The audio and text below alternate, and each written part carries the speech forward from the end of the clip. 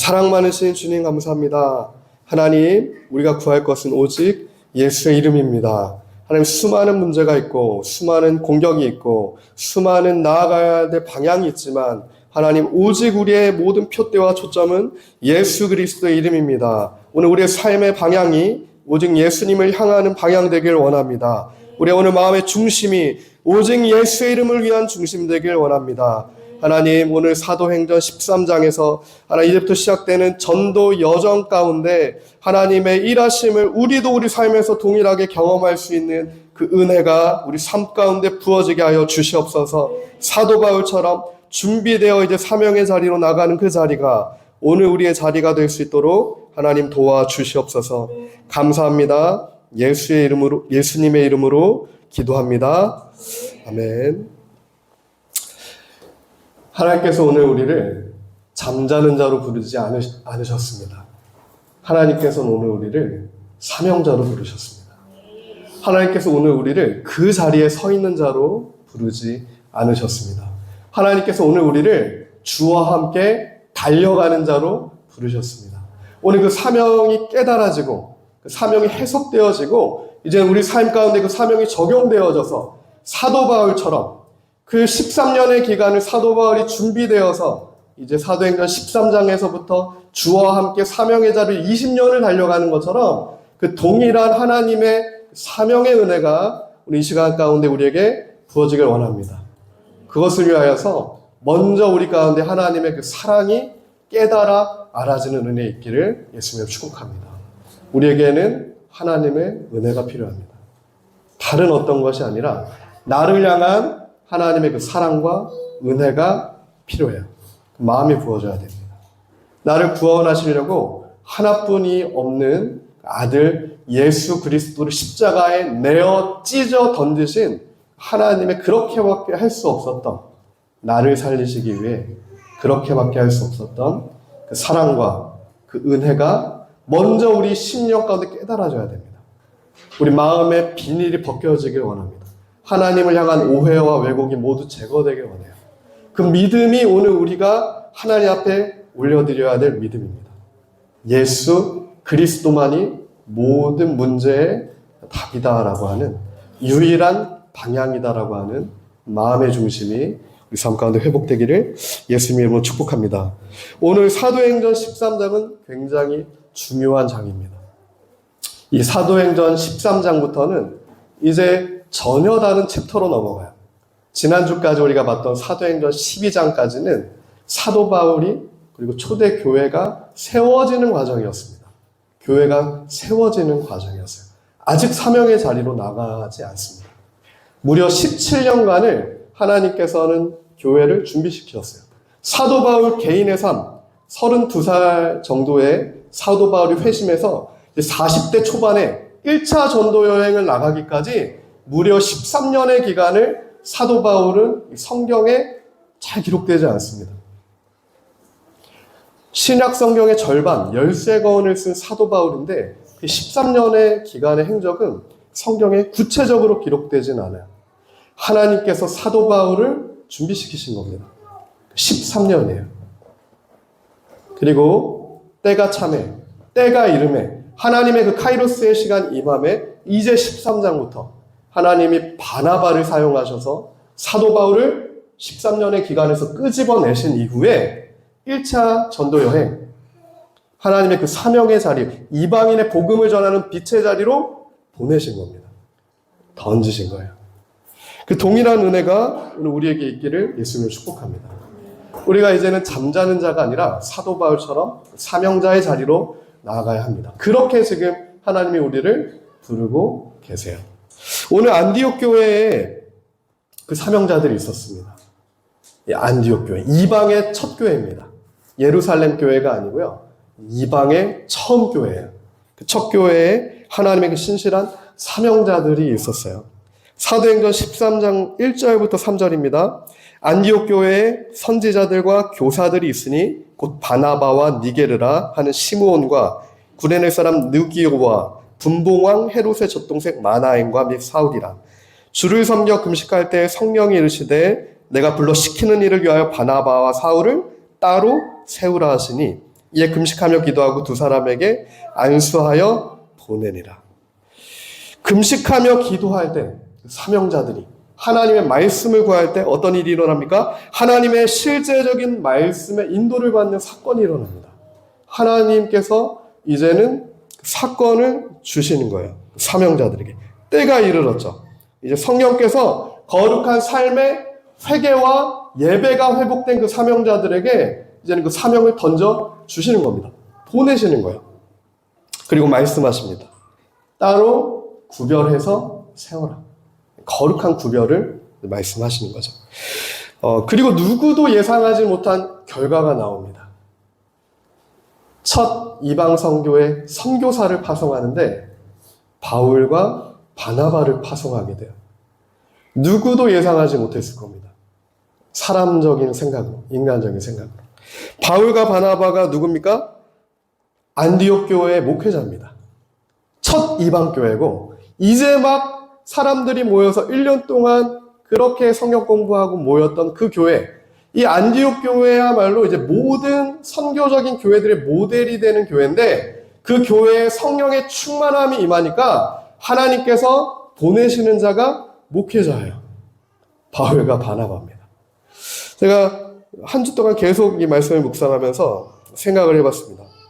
바울과 바나바, 안디옥 교회에서 누구나 마땅히 가장 중요하다고 생각하는 1번과 2번이에요. 1번과 2번이에요. 그냥 인간적인 생각은 저 사람 둘이 없으면 교회가 안 될 텐데 라고 생각하는 1번과 2번입니다. 그래서 제가 생각해봤습니다. 하나님께서 만약 지금 제가 1번은 아니죠. 목회자를 보내시면 저랑 제아사모랑 우리 정록 전사님 이런 분을 중국 가라.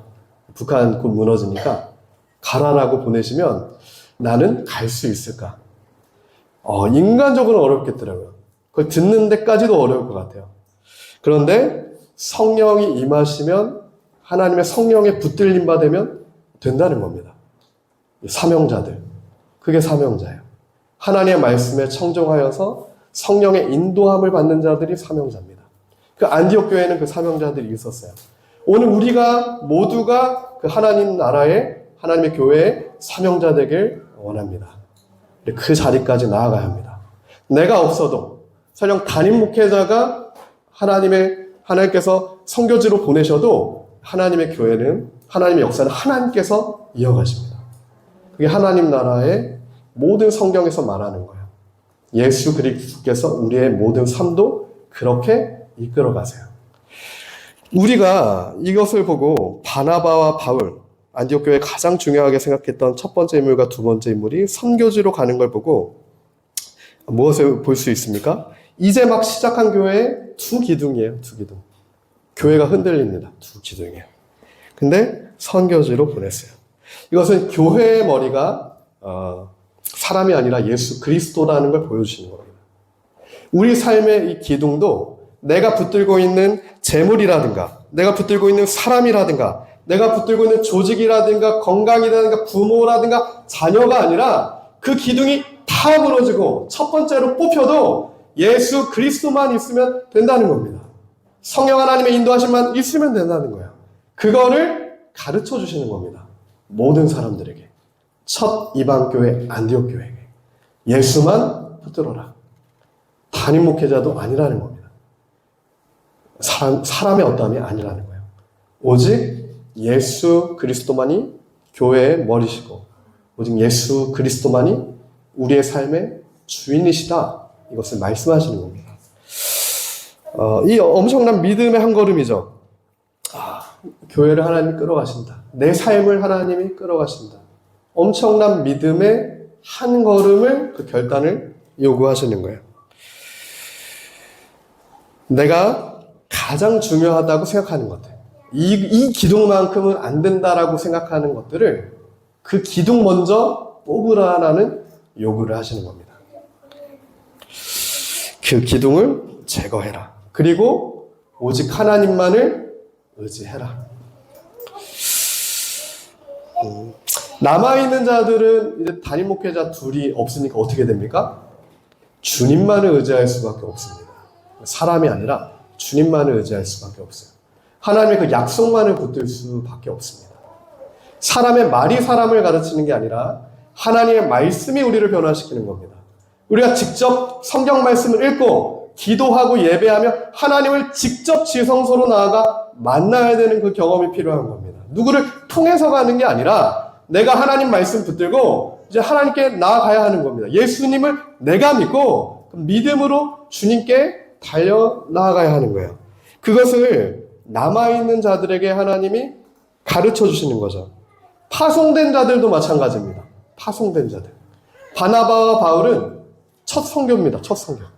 목회밖에 이제 막 목회자가 되어 13년 훈련받고 이제 끄집어졌는데 20년에 이제 앞으로 펼쳐질 전도 여행을 하나님이 보내시는 거죠. 파송된 자들도 주님밖에 의지할 것이 없다라는 걸 처음부터 보여주시는 거예요. 가다가 보여주는 게 아니라 처음부터 오직 예수의 이름만 붙들고 모든 것을 시작해라. 처음부터 우리에게 알려주시는 겁니다. 오직 예수 그리스도만이 우리의 구원자가 되시는 것을 알려주시는 거죠. 그 삶의 고백이 모두에게 필요한 겁니다.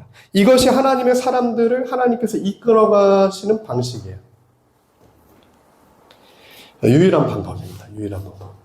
우리의 입술에서 오직 예수 그리스도만을 붙들고 내가 삶이 끌어져 간다는 그 고백이 나오기까지 하나님이 그렇게 끌어가세요. 그러므로 우리가 하나님의 그 은혜가 있을 때, 사랑이 부어지고 하나님의 큰 은혜가 우리 심령 가운데 부어졌을 때 그 고백에서부터 시작돼야 되는 거야. 사도 베드로처럼 오직 예수의 이름만을 선포하는 그 고백의 터에서부터 우리의 모든 그 쌓아 올려지는 것들이 시작되는 겁니다. 마찬가지로 이스라엘 백성 중에 그 누구도 모세가 없이 출애굽의 지도자 모세 없이 가나안 땅을 우리가 정복할 수 있을까? 모세 없이 가나안 땅을 정복할 수 있을 거라고 생각했던 사람은 한 명도 없었을 거라고 생각해요. 그 당시에 모두가 모세가 없으면 이스라엘 우리가 어떻게 가나안을 들어가지? 이게 사람의 생각이에요. 우리의 생각입니다. 근데 하나님이 어떻게 하십니까? 모두가 애굽을 이기고 광야 40년을 지도했던 모세야말로 우리의 리더라고 마땅하게 생각하는데 모세의 부관인 여호수아마저 그렇게 생각을 했는데 하나님의 계획이 달랐다는 겁니다.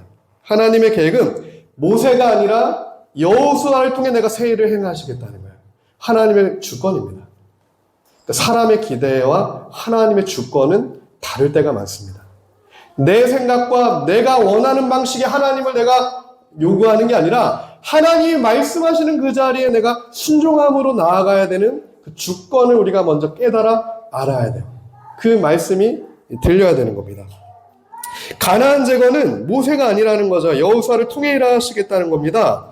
이집트의 금송아지 그 이시스와 언약을 맺은 1세대는 약속의 땅에 못 들어간다는 얘기예요. 그리고 이제 믿음으로 따로 세워졌던 출애굽 2세대를 통해 하나님의 약속을 이어가시겠다는 겁니다. 그리하여 새로운 세대가 약속의 땅에 들어가게 되는 거죠.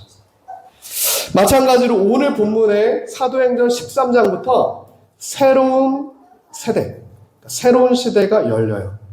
전혀 이전과는 전혀 다른 이 챕터가 열리는 겁니다. 이방인이 구원을 받는 그 전도의 문이 열리게 되는 13장의 본문입니다. 열방의 구원이 이제 복음이 전파되어서 땅끝까지 열방까지 확장되는 하나님의 놀라운 그 사명이 이루어지는 은혜의 장이에요. 이제는 예루살렘 교회가 아니라 새롭게 세워진 안디옥 교회를 통해서 예수님의 제자들이 아니라 새로운 인물인 바나바와 바울을 통해서 이방인 전도의 새로운 문, 새로운 시대가 열리게 된 겁니다. 바울과 바나바의 전도 여정 준비가 끝났어요. 그리고 이제 끝나자마자 하나님께서는 본격적으로 이방의 문을 여셔서 1차 전도 여행을 바울과 바나바로 보내십니다. 이를 통해서 우리가 이제 지난 12장까지에 대한 개략적인 내용을 이해함으로 13장부터 28장까지 내용을 이제 또 이해를 할 수가 있게 됩니다. 제가 PPT를 좀 준비를 했는데,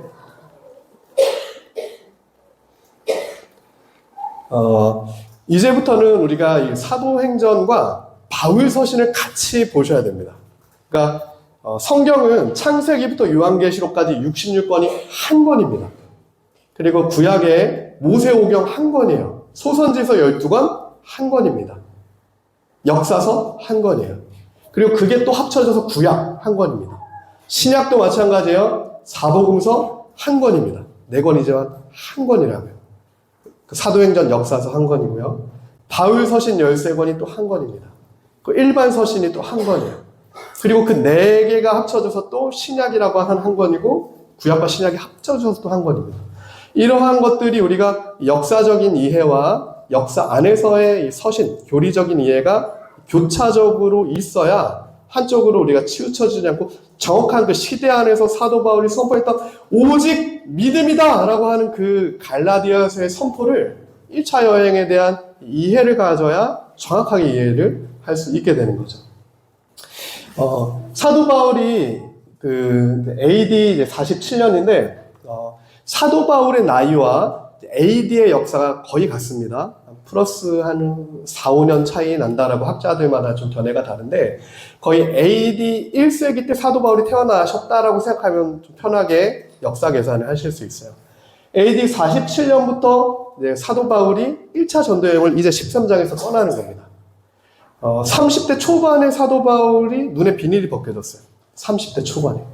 10대, 20대는 정말 가말리아 최고 학문의 문화에서 하나님의 율법과 고전 인문과 여러 가지를 배웠어요. 사도 바울. 그리고 이제 막 30대 초반이 되어서 배웠던 것들을 이 땅에 자신이 사명으로 깨달았던 것들을 하려고 했을 때 하나님의 은혜가 그를 덮쳐서 눈이 멀게 되고 13년의 공백기를 갔습니다. 그의 삶에 13년이 개인적으로는 어떻게 보면 날아가 버리는 경험을 하겠지만 하나님 나라의 관점에서는 정말 제대로 준비되는 그 13년의 기간을 갖게 되고, 이제 AD 47년부터 이제 40대 중반이 되어서야 1차 전도 여행을 떠나게 되는 거예요. 모세도 그렇죠. 80년을 준비시키셔서 80세 때 가나안을 이끌어갑니다. 이승만 대통령, 초대 대통령도 마찬가지예요. 이승만 초대 대통령이 첫 번째 초대 대통령이 됐을 때 나이가 76세입니다. 젊은 나이가 아니라 이제 죽음을 앞둔 나이 하나님이 그때 쓰시는 거예요. 모세 이제 죽을 나이 80대 쓰시는 겁니다. 사도 바울 40대 중반입니다. 내가 그렇게 스데반까지 죽인 내가 교회 안에서 뭘 할 수 있어 라고 생각하는 그 사도 바울을 끄집어서 20년을 이방에 복음을 전하는 자로 쓰셨다고. 사도 바울이 본인이 성경 신약의 절반을 썼을 거라고 예상했을까요? 못했을 겁니다. 사도 바울도 우리랑 성정이 같죠. 하나님이 한치 앞을 보여주세요. 내가 사도인 이 앞으로 있을 신약 성경의 절반을 내가 쓸 인물라고 생각을 못했다고요. 하나님의 주권이고 하나님의 선택하심이고 오늘 성경 말씀처럼 하나님의 작정하심이었어요. 그게 예정입니다.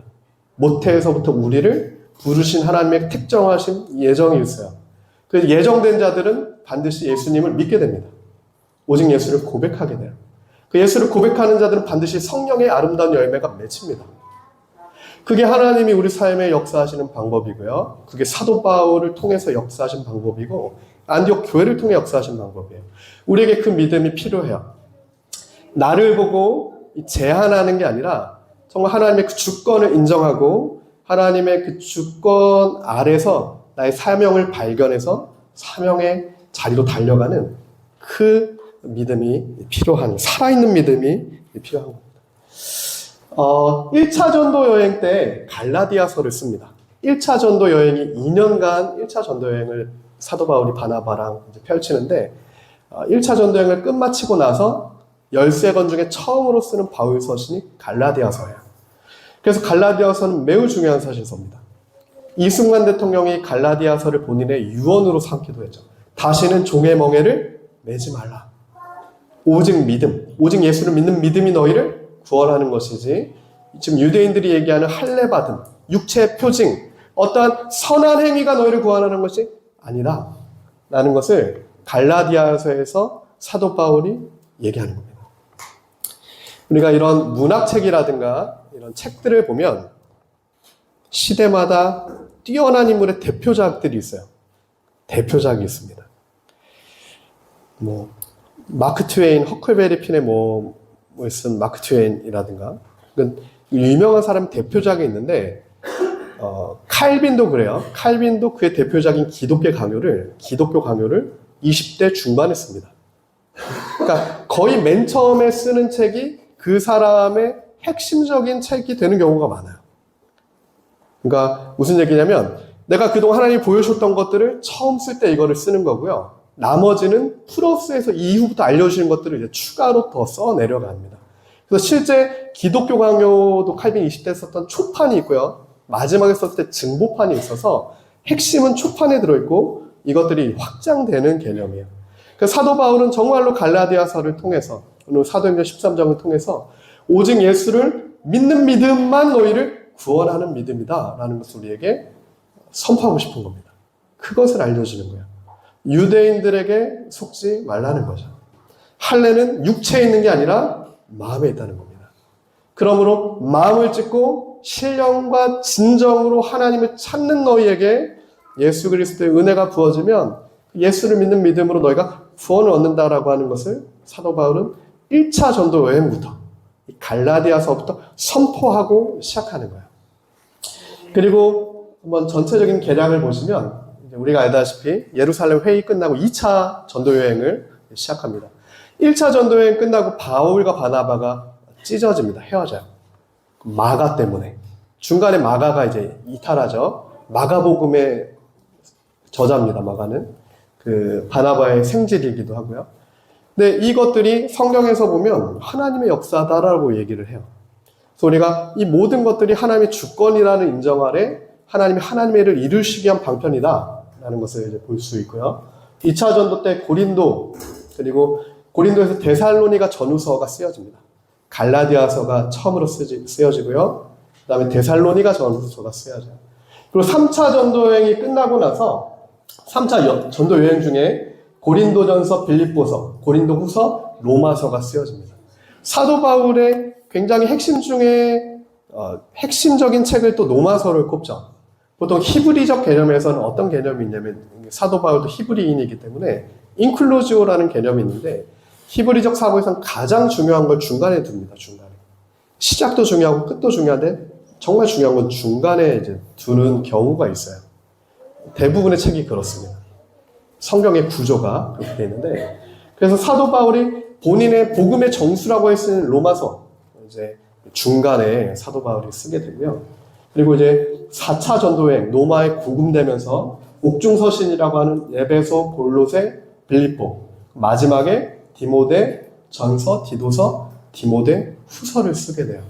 우리가 이것들을 사도행전의 역사적인 맥락과 함께 이런 맥락 안에 사도 서신서가 13권이 쓰여졌구나. 이것들을 이해하는 게 매우 중요합니다.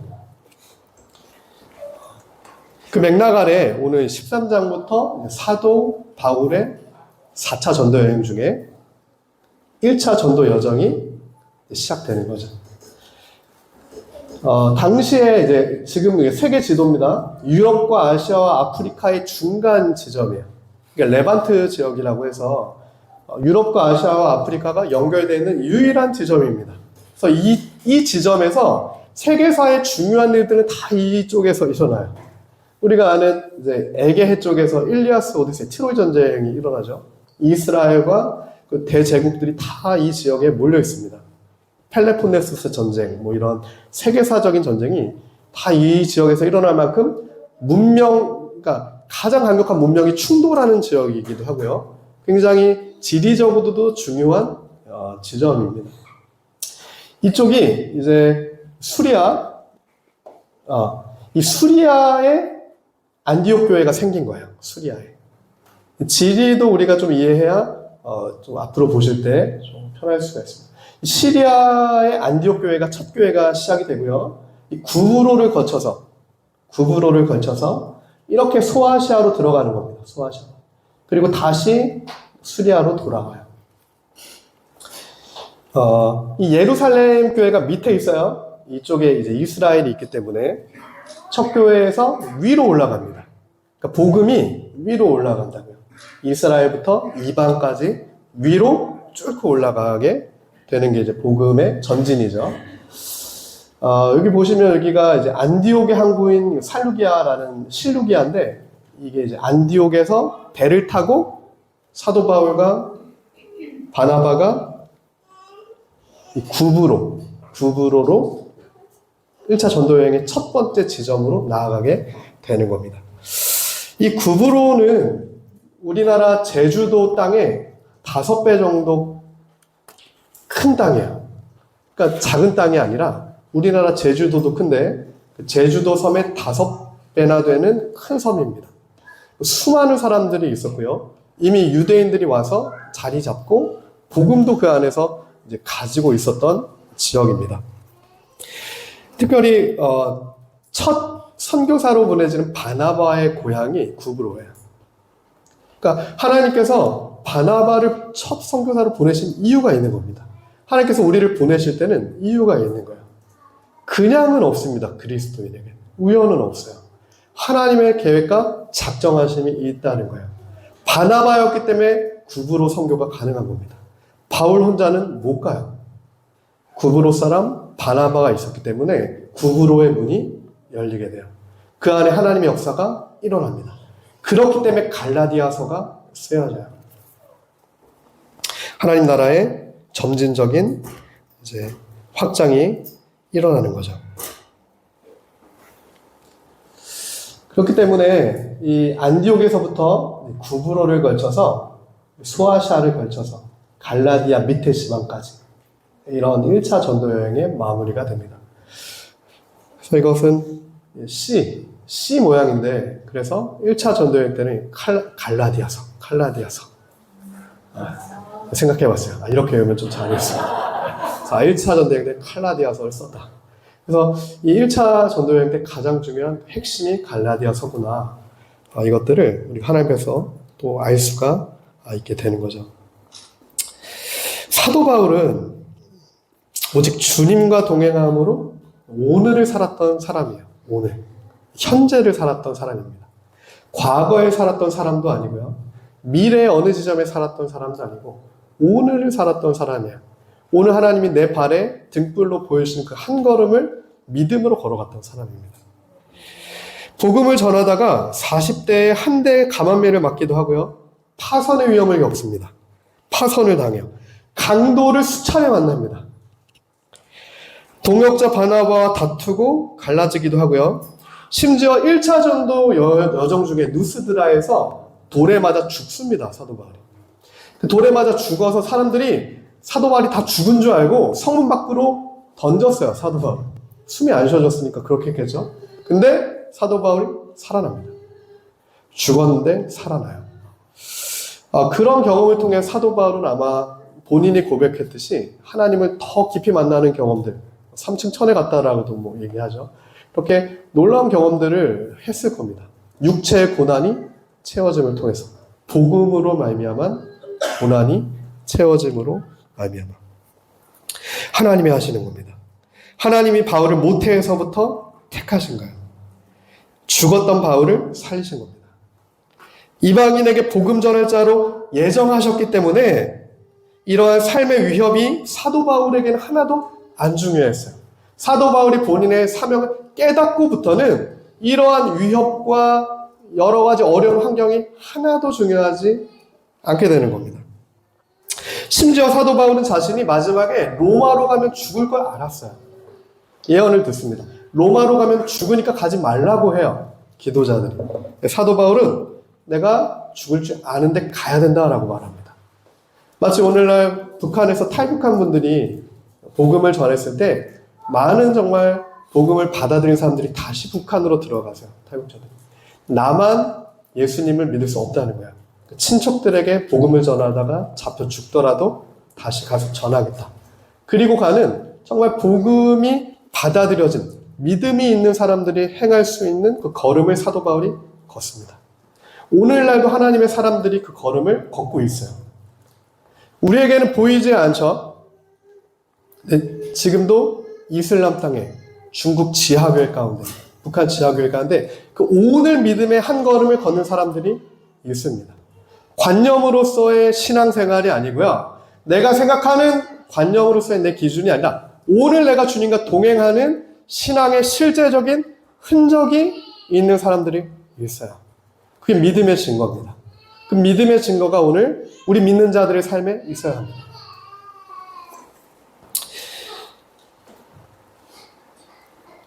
그런 의미에서 사명자라고 하는 것은 안디옥 교회의 리더들, 사명자라고 하는 것은 하나님의 예정하심 가운데 부르심을 받은 자들이고요. 이 부르심을 받은 자는 하나님이 예정하신 자입니다. 다른 말로 하면 그리스도인이에요. 모든 그리스도인은 사명자입니다. 그 사명의 도를 받은 자예요. 하나님의 그 사명의 돌이 주어진 자가 그리스도인이고 그 그리스도인들이 우리인 거예요. 우리가 다 사명자인 거예요. 우리가 언제까지 이 환경에, 위협에, 나의 탐심에, 파선에, 강도에, 정욕에 발목 잡혀서 항상 이 사명자임에도 불구하고 사명의 자리로까지 못 나가고 가려고 하다가 13년을 준비하고 이제 나가야 되는데도 나가지 못하는 이 반복을 언제까지 할 겁니까? 우리가 언제까지 그러한 사명자의 자리까지 못 나가는 그러한 작업을 언제까지 우리 삶에 허용할 겁니까? 노예의 자리입니다. 사명자의 자리로 나가지 못하는 자는 반드시 노예의 자리로 나가는 거예요. 두 자리밖에 없습니다. 자유인이 되는 자는 사명을 따라가는 자만 그 자유인으로서의 삶을 살아갈 수가 있어요. 그리스도의 십자가를 메고 가지 않는 자는 반드시 종의 멍에를 맬 수밖에 없다고요. 우리는 그리스도의 멍에를 매야 합니다. 사명의 자리로 달려가는 게 우리에게 주어진 자유의 길이에요. 발목에 착고가 채워져서 노예처럼 언제까지 소망 없는 그 노예선을 타고 향방 없이 인생의 바다를 정처 없이 떠돌겠냐는 얘기입니다.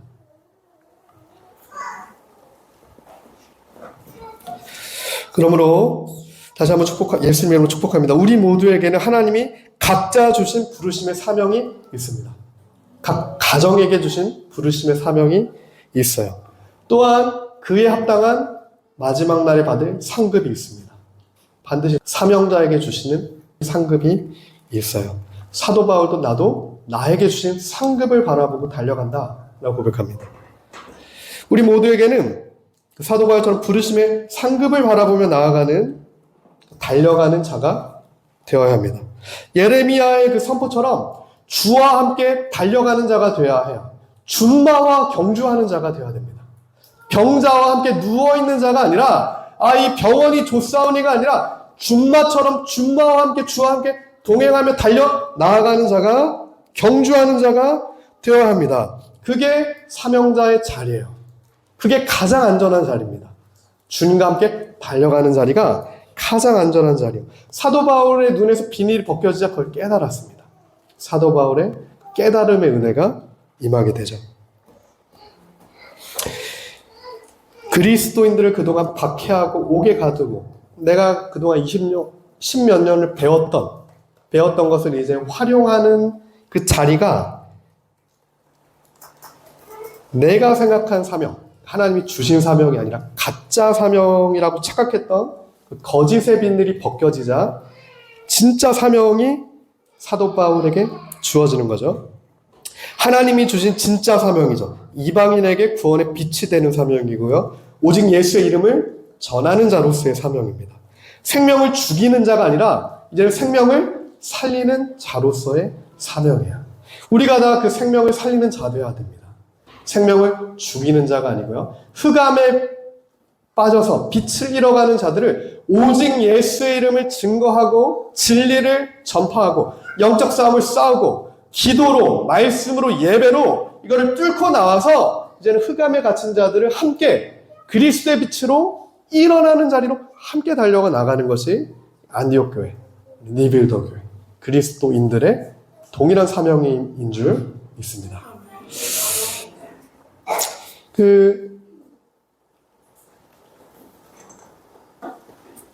조금 더 그 씨를 그리면 이제 이 구브로로 가서 이 밤빌리아에서 마가가 떠나고 이고니온을 걸쳐 더베 루스드라 이렇게 다시 돌아가게 되는 거죠. 이 시간 예수님을 축복합니다. 사도 바울도 그 준비 기간이 13년이 걸렸어요. 13년이 걸렸습니다. 사도행전 12장까지. 그 13년이 준비돼서 이제 20년에 쓰임을 받습니다. 하나님의 손에 붙들려서 20년에 하나님과 동행하는 항해를 하게 돼요. 사명의 임하기 열리는 겁니다. 우리 모두가 그 사명의 키를 발견하기를 소망합니다. 사명의 나침판을 발견하셔야 됩니다. 나에게 주신 그 지도 가운데, 인생의 지도 가운데 정확한 그 사명의 나침판들을 받으시고 확인하셔야 됩니다. 향방 없이 인생의 항해를 떠돌아다니는 게 아니라 정확하게 나에게 가라고 하시는 구브로, 루스드라, 더베, 다시 수리아, 안디옥 그 지점들이 있다는 거예요. 새로운 인생의 사명의 챕터가 우리 모두가 쓰여지길 축복합니다. 하나님과 상관없던 자리에서 이제 하나님의 손에 붙들린 그 사명의 자리로 가기를 축복해요. 그 기간이 5년이든 10년이든 17년이든 아니면 모세 이 순간처럼 80년이든 그 시간은 아무 상관이 없습니다. 그 하나님의 주권이에요. 나를 준비시키시는 기간은 하나님의 주권의 시간입니다. 그러나 그 시간이 준비가 되면 이승만이 74세에 첫 초대 대통령이 되듯이 그 시간이 하나님의 시간이 나의 삶 가운데 하늘을 뚫고 들어오게 될 때 우리가 갈렙처럼 믿음으로 달려나가는 자들을 소망합니다. 이 산지를 내게 주시옵소서. 나는 믿음과 소망을 고백을 했을 때 갈렙의 나이도 80이었어요.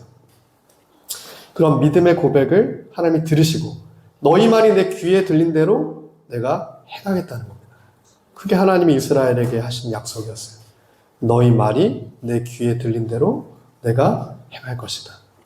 그러므로 오늘 우리의 입술은 소망의 입술로 바뀌어야 돼요.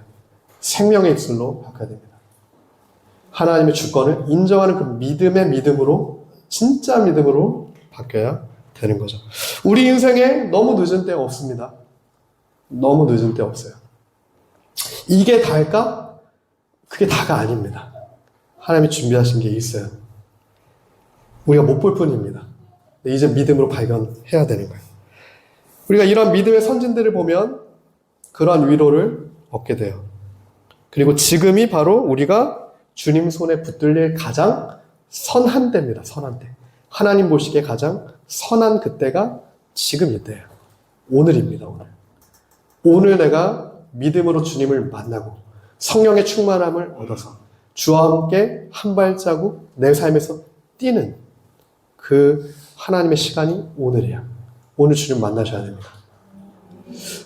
우리 인생에 내일은 없어요. 내일은 어떻게 될지 우리가 어떻게 합니까?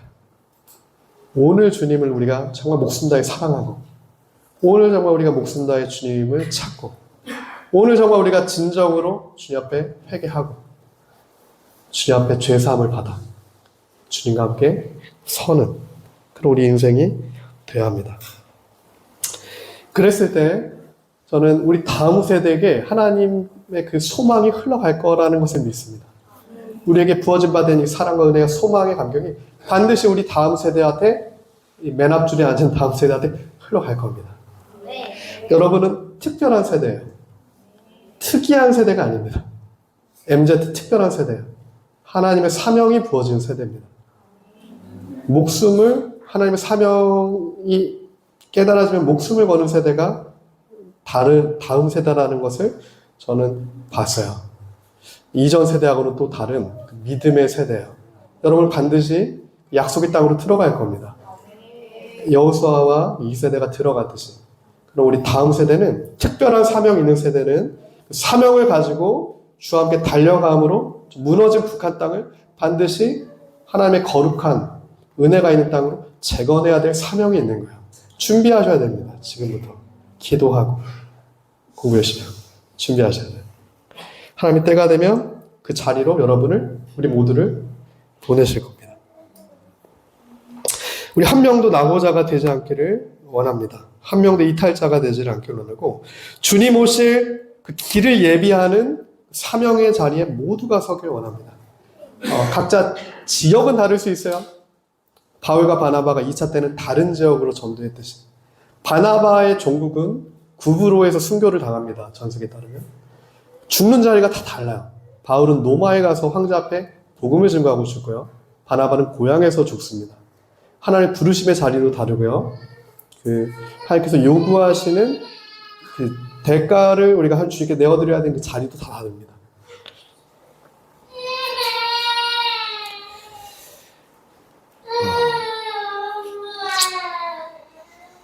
이 갈라디아서에서는 1차 전도여행을 통해서 썼던 이 갈라디아서에서는 이 바울의 1차 전도여행 전까지의 전체 내용이 나오고, 3년을 아라비아 반도에서 사도 바울이 지냈어요.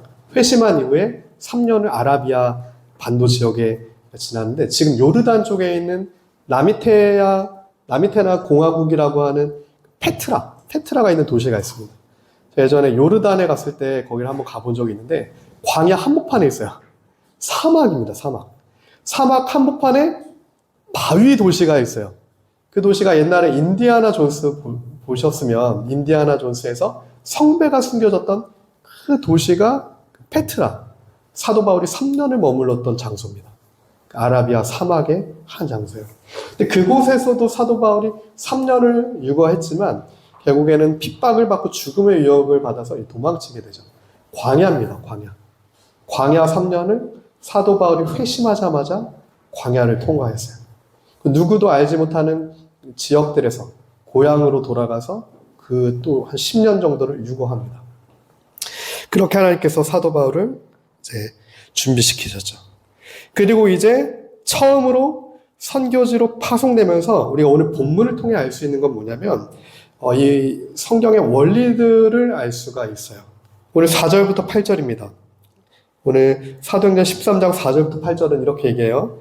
두 사람이 성령의 보내심을 받아 실루기아에 내려가 거기서 배 타고 구브로에 가서 살라미에 이르러 하나님의 말씀을 유대인의 여러 회당에서 전할세 요한을 수행원으로 두었더라.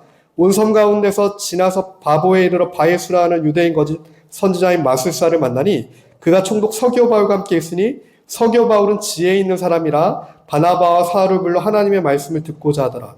이 마술사 엘루마는 그들을 대적하여 총독으로 믿지 못하게 힘쓰니. 이 사도행전 13장에 본격적인 하나님의 사역이 시작될 때 우리가 무엇을 볼 수 있습니까? 가장 먼저 바울과 바나바가 맞닥뜨리는 것은 영적 전쟁이에요. 영적 전쟁입니다. 우리 개인의 삶에서도 우리가 이제 하나님이 준비시켜서 보내셨을 때 가장 먼저 우리가 받아들여야 되는 싸움은 영적 전쟁일 겁니다. 성경이 거슬친 거예요. 예수님도 귀신을 고치는 사역을 먼저 하셨습니다. 영적 전쟁을 먼저 하셨어요. 그리고 믿음의 싸움은 영적인 싸움과 조금 다릅니다. 그리고 나서 믿음의 싸움이 있어요. 그리고 육체적인 싸움도 있습니다. 이 세 가지 진영에서의 싸움이 사도행전 13장에는 한 번에 다 우리에게 보여주고 있어요. 첫 번째 싸움으로는 영적인 싸움입니다. 성령 충만한 바울과 바나바, 그리고 악령에 충만했던 이 바예수, 엘루마, 마술사와의 싸움이에요. 우리 사회에 벌어지는, 우리가 사명의 자리에 섰을 때 벌어지는 모든 전쟁이 다 영적인 전쟁은 아닙니다. 우리가 오해하면 안 돼요. 예수님께서 죽은 자를 고치시기도 하고요. 유전병이 있는 혈루병 여인을 고치시기도 합니다. 군대 귀신 들린 자를 귀신을 내어 쫓임으로 고치시기도 하고요.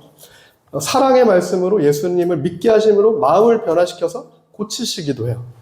그러므로 이 모든 진영의 전쟁이 우리 삶 가운데 있는 거예요.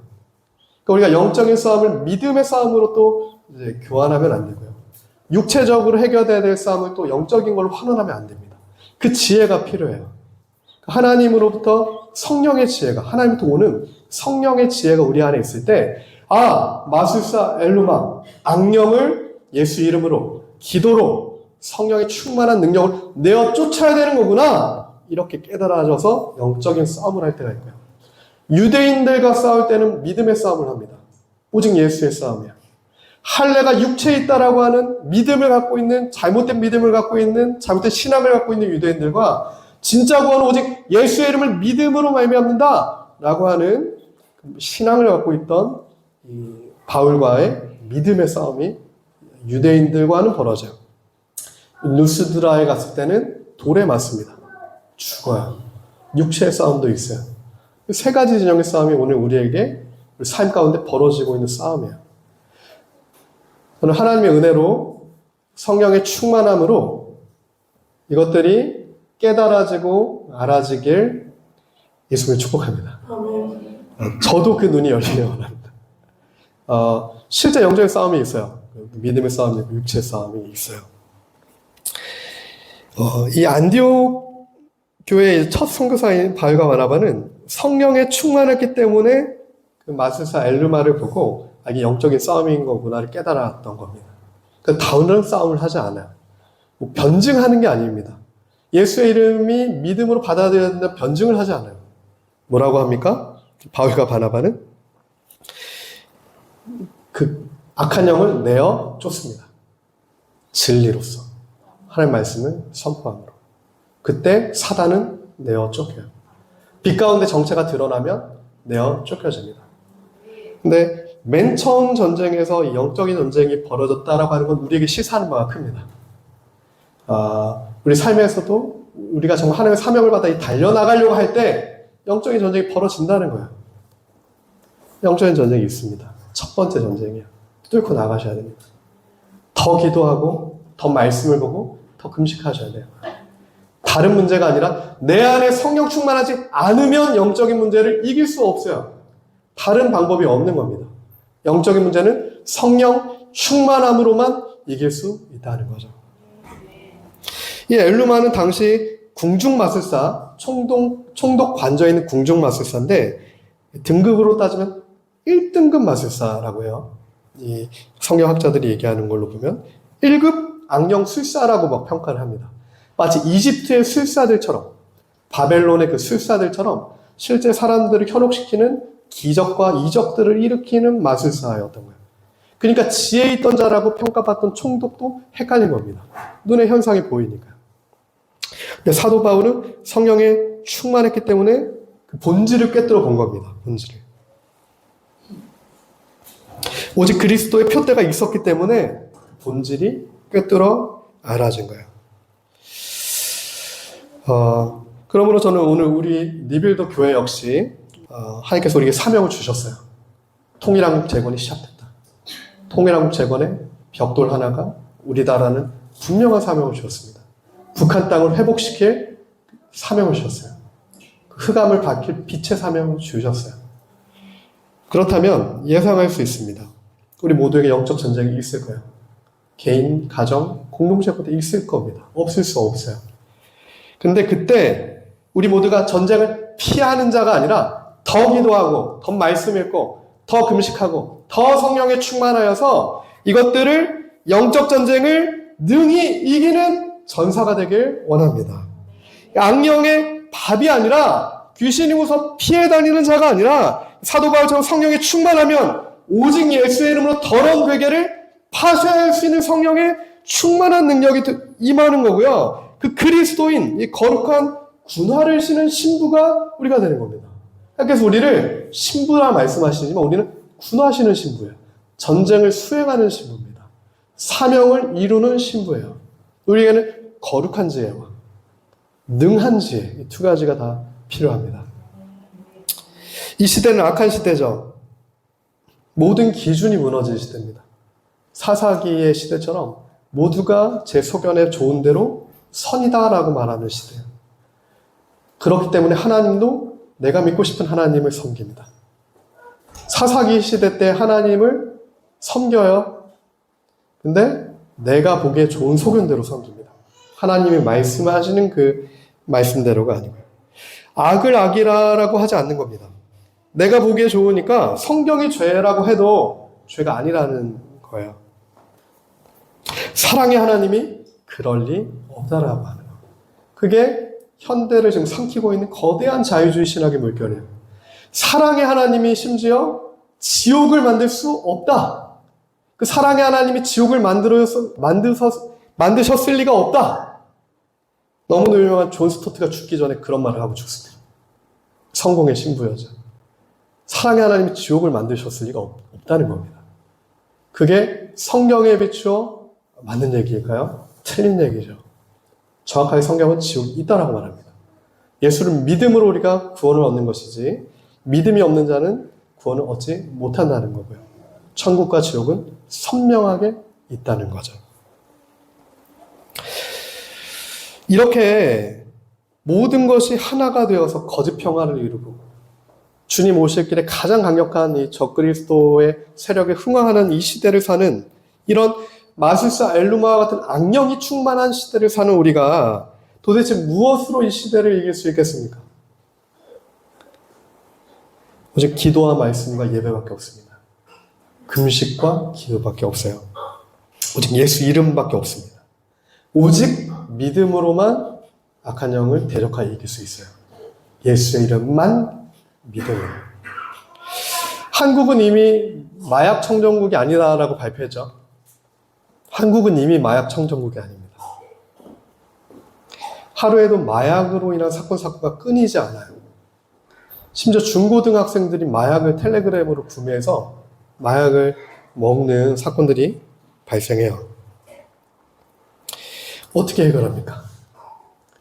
마약은 술, 담배하고는 다르죠. 술, 담배도 우리의 몸을 망가뜨리지만 마약을 먹으면 실제 정신회로들이 다 망가져서 재생의 가능성이 없다라고 얘기해요. 이런 강력한 마약을 해서 회복된 사례가 지극히 드뭅니다. 어떻게 이길 겁니까? 그리스도인들이 이런 시대를 어떻게 이길 수가 있겠어요? 저랑 지하사모도 그런 얘기를 많이 했어요.